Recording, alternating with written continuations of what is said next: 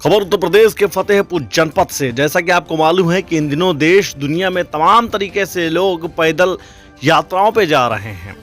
कोई Mecca Medina जा रहा है तो कोई किसी धर्म स्थल पर जाना चाह रहा है। तो ताजा खबर लेके आए वो है फतेहपुर जनपद से, जहां पर देश के जवानों की सलामती के लिए इन्होंने यात्रा शुरू करी है। हम बताया चले कि फतेहपुर जनपद के देवमई ब्लॉक के थाना औंग क्षेत्र के खरौली गांव से देशभक्त वैष्णो दास शिवकरण दूसरी बार अपने पैतृक गांव वैष्णो देवी के दर्शन के लिए माता वैष्णो देवी नकटा रौली सिद्ध शक्तिपीठ स्थान से पूजा पाठ भंडारा कर मां वैष्णो देवी यात्रा पर नंगे पांव पैदल 25 मार्च को निकल पड़े, जो सभी देशवासियों देवताओं के स्थानों से होते हुए आज वर्तमान में हिमाचल प्रदेश के नैना देवी आश्रम से आगे निकलकर नवरात्रि का व्रत रखने के बावजूद पैदल उन पहाड़ी जंगलों की सुनसान रास्ताओं से होकर हिमाचल प्रदेश के कारगिल अमर शहीद दीपचंद राणा बरोटी से झोर घाट मार्ग पर श्री चैतन्य महाप्रभु गौड़िया मठ राधे कृष्ण के भव्य नक्काशी से भरपूर रमणीय स्थल के महंत भक्ति प्रसाद गिरी महाराज पुजारी रघुनाथ जी गोविंदास जी के साथ और छोटे बाल गोपाल के साथ व्रत तोड़कर भोजन करने का सौभाग्य प्राप्त किया है। देखिए देशभक्त वैष्णो दास शिवकरण की यात्रा और क्या कुछ है उनकी जुबानी सुनेंगे आगे इसमें। जिस तरीके से आप देख पा रहे हैं कि ये यात्रा पदयात्रा है जो देश के जवानों के सलामती के लिए यात्रा की जा रही है। वैष्णो देवी पहुंच करके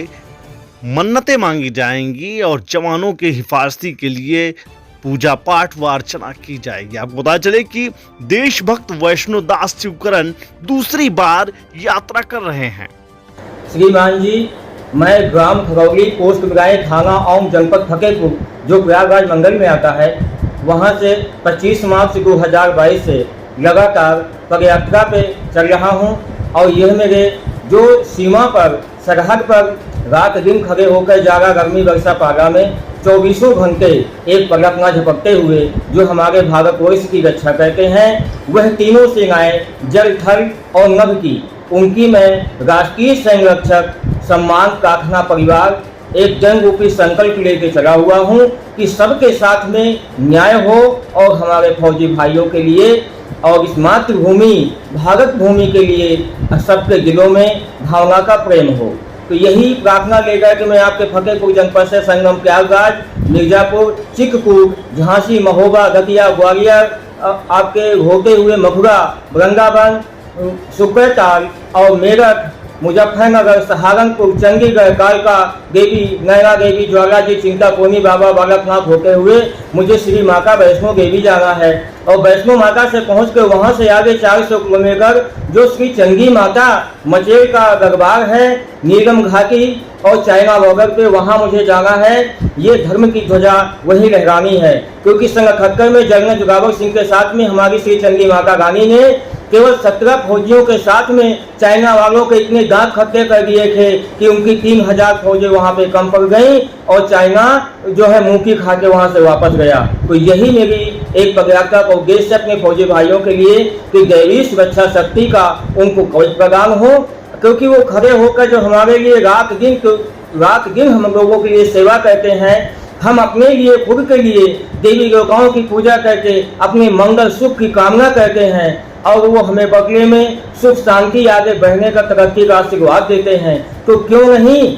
अगर जो रात दिन हमारे लिए जो सेवा करे उन्हें भी हमें कुछ देने का फर्ज होता है, हमारा कर्तव्य बनता है। इस भारत भूमि में वीर बलिदानियों की और वो कुर्बान हुए शहीदों की आज सरहद पे खड़े हुए हमारे फौजी भाइयों का और हम सबके सिर माथे पर कर्ज है। इसीलिए गांव गली खेत खलिहानों में रहते हुए उनसे हमारे फौजी भाइयों के लिए प्रार्थना करनी चाहिए कि वो वहां सरहद पर दैवीय सुरक्षा शक्ति कवच के साथ हस्त पुष्ट बल प्रसन्न चित्त खुशी से रहें और यहाँ हम उनके लिए मंगल प्रार्थनाएं करते रहें। भारत माता की, भारत माता की, वंदे वंदे हर हर महादेव, वैष्णो माता की, नौसेना वाली मैया बजरंगी मचेल माता की, बोलो भारत भूमि की। गौली माँ का शक्तिपीठ जो नक्का देवी के नाम से जानी जाती हैं, नक्का देवी गौली माता।